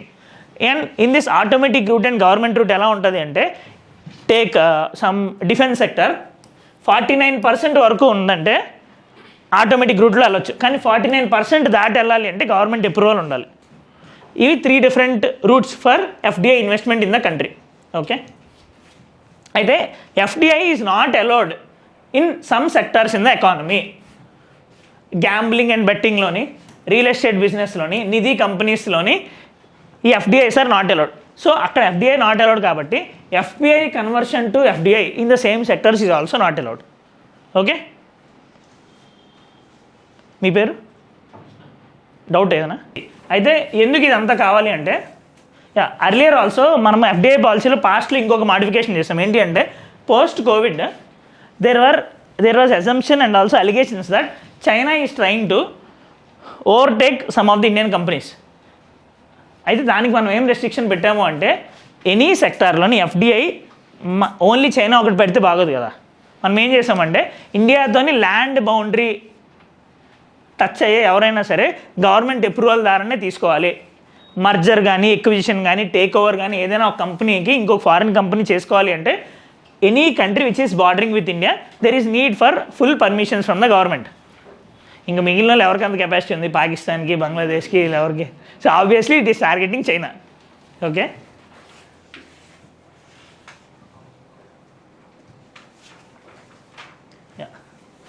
ఎఫ్పిఐకి ఎఫ్డిఐకి difference ఎక్కడ ఇచ్చాను చూడండి ఒకసారి.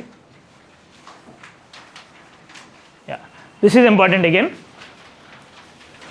RBI released list of domestic systematically important banks. Now what are these DSIPs?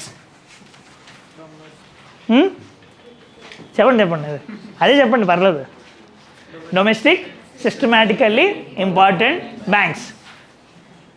First of all ఇవి బ్యాంక్సే కదా, important బ్యాంక్సే కదా, domestic బ్యాంక్సే కదా. సిస్టమాటికల్లీ ఇంపార్టెంట్ అంటే వాటికి ఏదైనా జరిగితే it will effect the domestic economy completely. So they are too big to fail banks అని అంటారు. అంటే వాటికి ఏమైనా జరిగితే there will be problems across the whole economy. For example 2008 global financial crisis ఉన్నారా?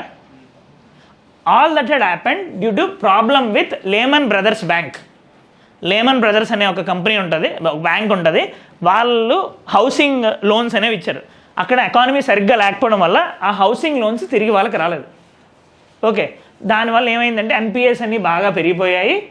Because of the problem with respect to this, ఆ lemon బ్రదర్స్కి money తగ్గిపోవడం వల్ల గ్లోబల్ ఫినాన్షియల్ క్రైసిస్ మొత్తం అంతా వచ్చింది. బికాస్ వాళ్ళు వేరే వాళ్ళకి లోన్స్ ఇవ్వడము మొత్తం అంతా ఇంటర్లింక్ అయి ఉంది. ఆ గ్లోబల్ 1991 తర్వాత గ్లోబలైజేషన్ అయిపోయిన తర్వాత USA, UK economy was integrated with all the countries of the world. Okay, దానివల్ల ప్రాబ్లం వచ్చింది. నా ఫ్యూచర్లో మళ్ళీ ఈ ప్రాబ్లం అనేది రాకూడదు. That's why we're naming some banks as domestic systematically important banks. Similar classification మనకి గ్లోబల్ సిస్టమాటికల్లీ ఇంపార్టెంట్ బ్యాంక్స్ అనేవి కూడా ఉంటాయి. ఓకే, ఇక్కడ ఈ డొమెస్టిక్ సిస్టమాటికల్ ఇంపార్టెంట్ బ్యాంక్స్ని ఎవరు అనౌన్స్ చేస్తారు ఇండియాలో? RBI. ఓకే, నౌ 2024కి ఎవరిని అనౌన్స్ చేశారంటే SBI, HDFC bank, ICICI bank. Last 4-5 years కూడా వాళ్ళే ఉన్నారండి. SBI, HDFC bank and ICICI bank. SBI every year ఇస్తారు. SBI was classified as DSIP in 2015, ICICI in 2016, HDFC in 2017. India నుండి only 3 DSIPs ఉన్నాయి. And also global SIPs కింద India నుండి ఒక్క bank కూడా లేదు. గ్లోబల్ సిస్టమాటికల్ ఇంపార్టెంట్ బ్యాంక్ కింద ఇండియాలో ఒక్క బ్యాంక్ కూడా లేదు. They are critical to the stability of a country's financial system. DSIPs are very critical to India's financial system. ఇదేంటి ఇప్పుడు ఒక్కసారి మీరు ఊహించుకోండి, SBI అనేది మన లైఫ్లో తీసేయండి పక్కకి. ఇప్పుడు రతన్ టాటా చనిపోయినప్పుడు ఆయన ఇండస్ట్రీస్ అన్నీ మనము సోషల్ మీడియాలో వచ్చాయి కదా. ఆయన లేకపోతే ఎలా అయితే చాలా లైఫ్స్ డిఫరెంట్గా ఉండేదో, similar is the case with if you are not having this ICICI, HDFC or SBI. They are very big to fail. అందుకనే too big to fail banks అని అంటాం వాటిని మనం. RBI will be identifying. వాళ్ళు 2014లోనే ఒక ఫ్రేమ్వర్క్ ఇచ్చారు. ఆ ఫ్రేమ్వర్క్ ఆధారంగా they will be identifying which are DSIPs and which are not. అయితే ఈ DSIPs ఏంటంటే, since these DSIPs are very much important, they must take some extra care. ఈ ఎక్స్ట్రా కేర్ ఎలా అంటే, మీరు CAR అనేది ఉన్నారా? Capital adequacy ratio. Capital adequacy ratio మీరు కృష్ణ కదా, క్యాపిటల్ అడిక్వసీ రేషియో విన్నారా? లేదా? Okay, now capital adequacy ratio అన్న, CRAR అన్న, capital to risk weighted assets ratio అనేది మేజర్గా ఏంటి అంటే, what are assets for any bank? Deposits are liabilities. Deposits తీసుకున్నాక మళ్ళీ ఇచ్చేయాలి కదా వాళ్ళకి. ఎవరు ఊరుకుంటారు? మనం డిపాజిట్ చేసి ఇవ్వకపోతే. So deposits are liabilities on any bank. Liability అంటే ఏంటి? అప్పు ఉండడం. అసెట్ అంటే మన ఆస్తి. Now loans are asset for a bank, deposits are liabilities for a bank.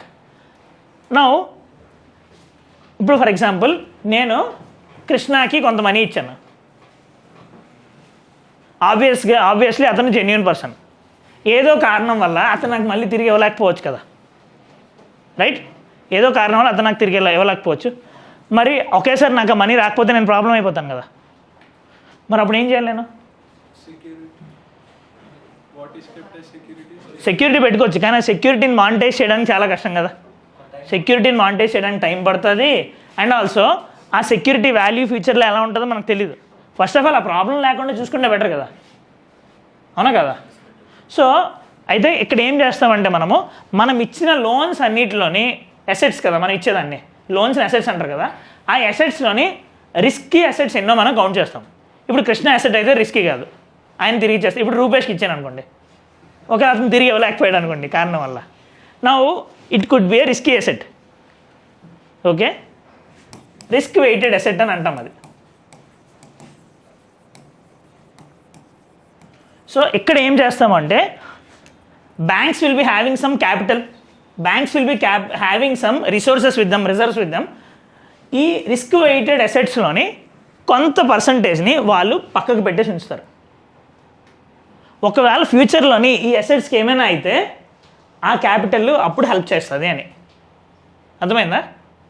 ఇప్పుడు ఫర్ ఎగ్జాంపుల్ నేను ఒక 100 రూపీస్ ఇచ్చాను, 100 లోన్స్ ఇచ్చాను. ఆ 100 లోన్స్ ఫ్యూచర్లోని కొన్ని డిఫాల్ట్ అయిపోతాయి అనుకోవచ్చు. ఇవి ఆ 100 లోన్స్లోని 50 లోన్స్ రిలేటివ్గా ఓకే, 50 లోన్స్ రిస్కీగా అనిపిస్తున్నాయి. రిస్కీగా అనిపిస్తుంటే ఏంటి, పేమెంట్స్, ఇంట్రెస్ట్ పేమెంట్స్ అన్నీ సరిగ్గా రావట్లేదు, ప్రిన్సిపల్ పేమెంట్స్ సరిగ్గా అవ్వట్లేదు, ఎన్పిఎస్ కింద వెళ్తూ వస్తూ ఉన్నాయి. ఓకే, నో అలాంటి సినారియోలో ఏమవుతుంది, ఎన్పిఎస్ కింద వెళ్తూ వస్తూ ఉంటే, సో ఎన్పిఎస్ కింద అవన్నీ రిస్క్ వెయిటెడ్ అసెట్స్ కదా. సో ఫ్యూచర్లో డిఫాల్ట్ అయిపోయి ఒకేసారి ప్రాబ్లం తెచ్చుకునే దానికన్నా ఇప్పుడు నిండే కొంచెం కొంచెంగా మనము ఒకవేళ అది పోతుందేమో అని అనుకొని సైడ్కి పెడతాం మన ఆస్తిలో కొంత భాగం. ఓకే, సో ఆ అమౌంట్ని బయటికి ఎక్కడికి ఇవ్వం. సో అలాగా ఈ రిస్క్ వెయిటెడ్ అసెట్స్లోని కొంత భాగాన్ని we will be storing as capital. అందుకనే దీన్ని capital to risk weighted assets అని అంటాం. ఓకే, ఇండియాలోని now this is around 8.5% CRAR ratio. దీన్నే క్యాపిటల్ అడిక్వసీ రేషియో అని కూడా అంటారు. It is around 8.5% in the country. ఇదంతా ఇలా మెయింటైన్ చేయాలి అని చెప్పి we are having Basel norms, Basel committee on banking supervision అనేది ఉంది. ఓకే, వాళ్ళు Basel 1 norms, Basel 2 norms, Basel 3 norms అనేది ఇచ్చారు. ప్రెజెంట్లీ బేసెల్ 3 నామ్స్ ఇండియాలో కంటిన్యూ అవుతున్నాయి. బేసెల్ 3 నామ్స్ ఇండియాలో కంటిన్యూ అవుతున్నాయి. ఆ బేసెల్ 3 నామ్స్ యొక్క మేజర్ థింగ్ ఏంటి అంటే banks must maintain this capital adequacy ratio. ఈ క్యాపిటల్ అడిక్వసీ రేషియో ఎందుకు మెయింటైన్ చేయాలి, తీసుకునే మనకు ఉన్న అసెట్స్ పోయే ఛాన్స్ ఉంది కాబట్టి. మరి సిఆర్ఆర్, ఎస్ఎల్ఆర్ ఎందుకు మెయింటైన్ చేస్తారు? Okay, obviously. సో మేజర్గా ఇక్కడ మనము మన అసెట్స్కి మనము సేవ్ చేసుకోవడానికని సిఆర్ఐఆర్ మెయింటైన్ చేస్తున్నాం. Similarly we are having assets of people, ఏంటవి డిపాజిట్స్. సో దానికి కుషన్ కింద సిఆర్ఆర్, ఎస్ఎల్ఆర్ అనేది మనం మెయింటైన్ చేస్తాం. ఫ్యూచర్లో ఏమైనా బ్యాంక్ ప్రాబ్లం వస్తే ఆ సిఆర్ఆర్, ఎస్ఎల్ఆర్ని మనీ తీయచ్చు అని. ఓకే, నో ఇక్కడ ఈ డీసిప్స్ ఏంటి అంటే ఇలా 8.5% ఉండాలి ఇదంతా మనం చెప్తున్నాం కదా. ఈ 8.5%లోనే ఇంకా రెస్ట్రిక్షన్స్ ఉన్నాయన్నమాట. In this 8.5%, around 6% we have to store in common equity tier 1, in around 2% we have to store in tier 2 capital. ఎలాంటి డిఫరెంట్ మీకు ఎకానమీ అయినప్పుడు ఇదంతా బాగా తెలుస్తుంది. అయితే ఈ కామన్ ఈక్విటీ టైర్ 1 ఈ డీసిప్స్ ఏవైతే ఉన్నాయో, since they are even more important in the economy, common equity tier 1 ఇంకా ఎడిషనల్గా వాళ్ళు మెయింటైన్ చేయాలి. అంటే నార్మల్ దానికన్నా, నార్మల్ బ్యాంక్స్ కన్నా they have to maintain additional common equity tier 1. అర్థమైందా? అదే ఇందాక ఇప్పుడు సరిగ్గా పేమెంట్ అవ్వట్లేదు అనుకోండి, ప్రిన్సిపల్ కానీ ఇంట్రెస్ట్ కానీ సరిగ్గా పేమెంట్ అవ్వట్లేదు, అది స్ట్రెస్డ్ అసెట్, అంతే కదా. Non performing. సో ఎన్పిఏ క్లాసిఫికేషన్కి వెళ్ళాలి అని అంటే మీకు లాస్ట్ టైం చెప్పాను కదా, ముందు if principal or interest is not being paid for 90 days, it is called as NPA. Okay, ఆ తర్వాత 90 days నుండి కాకుండా ఇంకొక 1 year పే చేయకపోతే it will be substandard asset. Okay, అట్లాగే డిఫరెంట్ క్లాసిఫికేషన్ అనేది ఉంటుంది. దీనికి ముందు 0 to 30 days, 31 to 60 days, 61 to 90 days payment చేయకపోయినా సరే దానికి మెన్షన్స్ ఉన్నాయి. దీన్ని స్పెషల్ మెన్షన్ అకౌంట్ 1 అని, దీన్ని స్పెషల్ మెన్షన్ అకౌంట్ 2 అని, దీన్ని స్పెషల్ మెన్షన్ అకౌంట్ 3 అని అంటారు. అంటే 1 month మీరు పే చేయకపోతే మీ అకౌంట్ స్పెషల్ మెన్షన్ అకౌంట్ 1 కింద వస్తుంది, దీన్ని స్పెషల్ మెన్షన్ అకౌంట్ 2 కింద వస్తుంది, దీన్ని స్పెషల్ మెన్షన్ అకౌంట్ 3 కింద వస్తుంది. 90 days దాటిపోతే ఎన్పిఎస్, తర్వాత సబ్స్టాండర్డ్ అసెట్స్, తర్వాత లాస్ట్కి లాస్ట్ అసెట్స్ కింద అయిపోతుంది. ఇవన్నీ కూడా ఏంటి, రెగ్యులర్గా పేమెంట్స్ అవ్వట్లేదు కదా. సో ఇవన్నిటిని కూడా స్ట్రెస్ అసెట్స్ అని అంటాం. ఎన్పిఎస్ అంటే ఓన్లీ అప్ టు 90 days వస్తుంది. ఈ మొత్తం అన్నీ కూడా స్ట్రెస్డ్ అసెట్సే. Okay, so these banks must maintain some additional common equity tier 1. Okay. Yeah. GSIBs, Financial Stability Board, will be naming some banks as GSIBs, Global Systematically Important Banks. వీళ్ళు కూడా two large to fail banks. వాళ్ళు ఏమైనా fail అయితే world wide కూడా చాలా problem వస్తుంది. Does any Indian bank is there in this GSIP? No. Operation Dronagiri.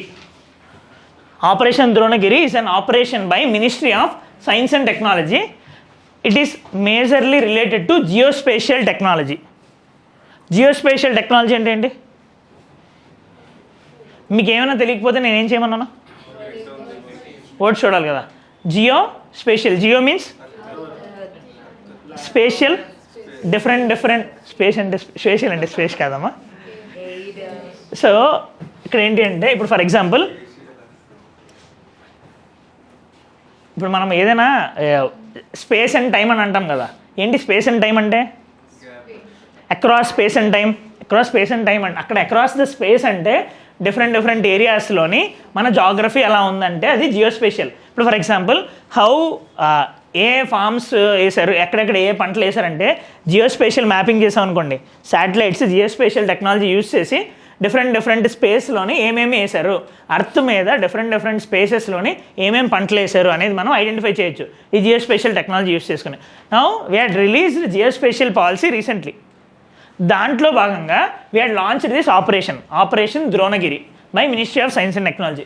Major ఏం ఏంటి అంటే earlier we had launched geospatial policy 2022 and is a pilot project aimed to showcasing the potential of geospatial technologies to enhance the quality of life and ease of doing business. ఈ operation Dronagiri యొక్క major aim ఏంటి?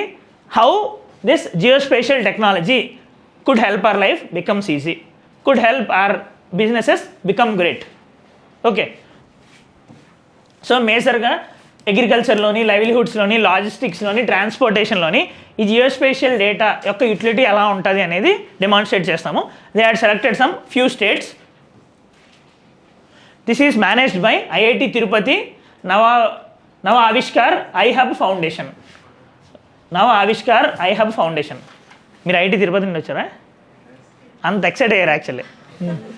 Obviously it is an IIT. అట్లానే కాదు, local college కూడా innovation ఎవరు చేయరా అంటే చేస్తారు కదా. Now all this is happening as an integrated geospatial data sharing interface అనేది ఉంది, ఒక పోర్టల్ లాంటిది. దాన్ని యూజ్ చేసుకొని మనం ఇదంతా చేస్తున్నాం. Platform designated to facilitate the seamless sharing and access of spatial data. This IG పోర్టల్లోని, జీడిఐ పోర్టల్లోని జియోస్పేషియల్ ఇన్ఫర్మేషన్ మొత్తాన్ని కలెక్ట్ చేసి దాని ద్వారా షేరింగ్ అనేది చేస్తున్నాం. సో జియోస్పేషియల్ ఇన్ఫర్మేషన్ ఇప్పుడు మనకి ఒక ల్యాండ్ మీద యాక్యురేట్గా ఏదైనా ఉంది అని అనుకోండి, దానివల్ల మీకు వచ్చే బెనిఫిట్ ఏంటి? ఎక్కడ ఏముంది అనేది మీకు తెలిసిందే. మీకు ఆ ఏరియాలోని మీరు ఎలాంటి ఇండస్ట్రీ పెట్టచ్చు, ఆర్ఎల్స్ అక్కడ ఏదైనా cyclone prone area, or else seismic zone area, ఇవేమైనా మీకు బాగా తెలుస్తుంది కదా. అక్కడ ఎలాంటి ల్యాండ్ ఫామ్స్ ఉన్నాయి ఇవన్నీ బాగా తెలుస్తాయి. So based on that geospatial data you can take decisions. So అదే మేజర్ థింగ్. ఇప్పుడు అర్బన్ ప్లానింగ్కి యూజ్ అవుతుంది, ఎక్కడ ఏమున్నాయి అనేది మనకు తెలుస్తుంది. ఫ్యూచర్ అర్బన్ ప్లానింగ్కి, డిజాస్టర్ మేనేజ్మెంట్కి బాగా తెలుస్తుంది, ఎన్విరాన్మెంటల్ కన్జర్వేషన్కి తెలుస్తుంది. Now this operation Dronagiri we had formed under national geospatial policy 2022. ఈ జియోస్పేషియల్ పాలసీని ఇంప్లిమెంట్ చేయడానికి we had a separate body called geospatial data promotion and development committee. Okay. Kenyan lesser mealworm plastic eating insect. ఇదేంటి అంటే, now are we facing the problem of plastic? How? So generally it is not biodegradable. Plastic waste పెరిగిపోతున్నాయి, దానివల్ల మన హెల్త్కి problem వస్తుంది, aquatic లైఫ్కి problem వస్తుంది, micro plastics కింద చిరిగిపోతున్నాయి, దానివల్ల మళ్ళీ మన ఫుడ్ సైకిల్లోకి వచ్చేస్తున్నాయి. ఫుడ్ సైకిల్లోకి వచ్చేసే ముందు అవి బయో మ్యాగ్నిఫికేషన్ అవుతున్నాయి, బయో అక్యుములేషన్ అవుతున్నాయి, మన దగ్గరికి వచ్చేసరికి బయో మ్యాగ్నిఫికేషన్ అవుతున్నాయి అని. సో ప్లాస్టిక్ వల్ల ఎంత ప్రాబ్లం ఉంది, మన ఫుడ్ చైన్ ప్రాబ్లం వస్తుంది, ఫైనల్గా అందరూ చచ్చిపోతారని. ఇదే కదా, ఇదన్నింటికి బ్యాక్ స్టోరీ అదే కదా. సో హెల్త్ ప్రాబ్లమ్స్ వస్తాయి అని. So we are unable to recycle this plastics easily. We can't burn this plastics. అంటే ఇన్సెనరేటర్స్తో బర్న్ చేసినా సరే గ్యాసెస్, పాయిజనస్ గ్యాసెస్ అన్నీ రిలీజ్ అవుతాయి, సింగం మూవీలో లాగా. ఓకే. అక్కడైతే అది ఫార్మా వేస్ట్, అది బయోమెడికల్ వేస్ట్. ఇక్కడ ప్లాస్టిక్ వేస్ట్ కూడా అంతే. అయితే ఈ ప్లాస్టిక్ వేస్ట్ రీసైక్లింగ్ ప్లేస్లోని మనకి ఇంకొక ఆల్టర్నేటివ్ అనేది దొరికింది అనేది రీసెర్చ్ చెప్తుంది. ఏంటి అంటే there is an insect called Kenyan lesser mealworm. Repeatedly they had feeded this insect with this plastics. Polystyrene ప్లాస్టిక్తో చేస్తే it is able to digest it. తనకున్న గట్ హెల్త్ వల్ల తను డైజెస్ట్ చేసుకోగలిగింది. సో ఇలాంటి ఇన్సెక్ట్స్ని యూజ్ చేసి మనము ప్లాస్టిక్ వేస్ట్ని రీసైకిల్ చేయొచ్చు, ఆర్ఎల్స్ ప్లాస్టిక్ వేస్ట్ని తగ్గించవచ్చు అని అనుకుంటున్నారు. ఓకే, మనకి ఎగ్జామ్లోని దాని లోపల అంతా అడగరు, కానీ why this is a news Kenyan lesser mealworm, ఇది మాత్రం యూపీఎస్సీకి రిపీటెడ్ హ్యాబిట్. ఏదైనా స్పీసీస్ వచ్చి ఎందుకు న్యూస్లో ఉంది అలాగా. So Kenyan lesser this mealworm basically plastic eating insect. మర్చిపోతారా? మర్చిపోతారు. మీల్ అంటే ఈటింగ్ కోసం కదా, సో ప్లాస్టిక్ ఈటింగ్ కోసం అని వెళ్ళిపోతారా? లాస్ట్ టాపిక్ 6 o'clock క్లాస్ ఉందా మళ్ళీ? సరే 5 ఈ లాస్ట్ టాపిక్ ఒకటి చదవండి. మీకు తెలిసింది ఆల్రెడీ జాగ్రఫీలో అయి ఉంటుంది. కాజెస్ ఆఫ్ స్మాగ్ ఇన్, నేను 540 అయిందని చూడలేదు. Causes of smog in north India. So ఈ స్మాగ్ అంటే smoke plus fog. Now due to some weather conditions in northern India there is high rise of pollution. ఈ pollution అనేది cause for smog and also effect of smog also. ఎట్లా అంటే ఇప్పుడు మన westerlies నుండి వింటర్లోని మనకు వచ్చేదాన్ని ఏమంటారు? వింటర్లోని మెడిటరేనియన్ రీజన్ నుండి మనకు వచ్చే డిస్టర్బెన్సెస్ని ఏమంటారు? వెస్టర్న్ డిస్టర్బెన్సెస్ అంటారు కదా. నా ఈ వెస్టర్న్ డిస్టర్బెన్సెస్ అనేవి రిలేటివ్గా చాలా వీక్గా ఉన్నాయి ప్రెసెంట్. ఆ వీక్గా ఉండడం వల్ల ఏమవుతుంది అంటే విండ్ మూవ్మెంట్ అనేది స్లోగా ఉంటుంది. ఒకవేళ ఫాస్ట్గా ఉందనుకో ఈజీగా ముందుకు వెళ్ళిపోతుంది. ఆ ఫాగ్ అనేది అక్కడ ఆగదు కదా. సిన్స్ అక్కడ వీక్గా ఉంది కాబట్టి అవి అక్కడ హోల్డ్ అయిపోతున్నాయి. అర్థమైందా? నెక్స్ట్ రిలేటివ్గా రెయిన్స్ ఉన్నాయంటే అప్పుడు ఆ డస్ట్ అనేది స్మోక్ కింద పడిపోయేది. అది కూడా జరగట్లేదు. నెక్స్ట్ ఎడిషనల్గా అదే టైంకి దిస్ స్టబుల్ బర్నింగ్ అనేది జరుగుతుంది. దానివల్ల ఎడిషనల్ డస్ట్, ఎడిషనల్ స్మోక్ అనేది వస్తుంది. So all these factors are adding to this formation of smog in north India. Okay, now ఈ smog is also very much dangerous further. Have you heard about ozone? Is ozone good? Okay, so ఎట్లా అయితే చదువు మంచిదే, మరీ మితిమీరిన చదువు ఎలా harmful for our life, చదవాలి కానీ ఎంజాయ్ కూడా చేయాలి. సేమ్ ఓజోన్ కూడా, ozone upper layer of our అట్మాస్ఫియర్లో ఉంటే that is very beneficial. But అదే ఓజోన్ లోవర్ లేయర్ ఆఫ్ అట్మాస్ఫియర్లో ఉంటే దానంత హార్మ్ఫుల్ గ్యాస్ అనేది ఉండదు. Okay, ground level ozone is very harmful. Ground level ozone ఇక్కడి ఫోటోకెమికల్ స్మాగ్తో రియాక్ట్ అయితే దిస్ వాలటైల్ పాలిఎసిటిక్ నైట్రేట్స్ లాంటివి ఫామ్ అవుతాయి. PAN + VOX అనేవి ఫామ్ అవుతాయి. దానివల్ల we will be facing severe health problems. Okay, so ground level ozone ఈ smog వల్ల వచ్చే అడిషనల్ ప్రాబ్లం. స్మాగ్లోని 2 types ఉంటాయి. అయితే ఓన్లీ ఫోటోకెమికల్ స్మాగ్ ఉంటుంది. ఆ photochemical smog plus ground level ozone రెండూ కలిస్తే దిస్ పాలిఎసిటైల్ నైట్రేట్ లాంటివి ఫామ్ అవుతాయి. అండ్ ఆల్సో నైట్రస్ ఆక్సిడైడ్స్ అన్నీ కూడా ఎక్కువ రిలీజ్ అవుతాయి. That will be very much harmful for the country. ఇది కంట్రోల్ చేయడానికి గోతెన్బర్గ్ ప్రోటోకాల్ అనేది మనము తీసుకొని వచ్చాం గ్రౌండ్ లెవెల్ ఓజోన్ తగ్గించడానికి. ఇది last year 15 marker, 2022 mains 15 marker, ఇది 2023 environment question. So obviously emissions పెరగడము, స్టబుల్ బర్నింగ్ చేయడము, వెదర్ ప్యాటర్న్ స్లో అవ్వడము, రెయిన్ఫాల్ తక్కువ ఉండడము, ఇవన్నీ కూడాను స్మాగ్ అనేది అక్కడే ఉండిపోవడానికి వీలయ్యేలా చేస్తుంది.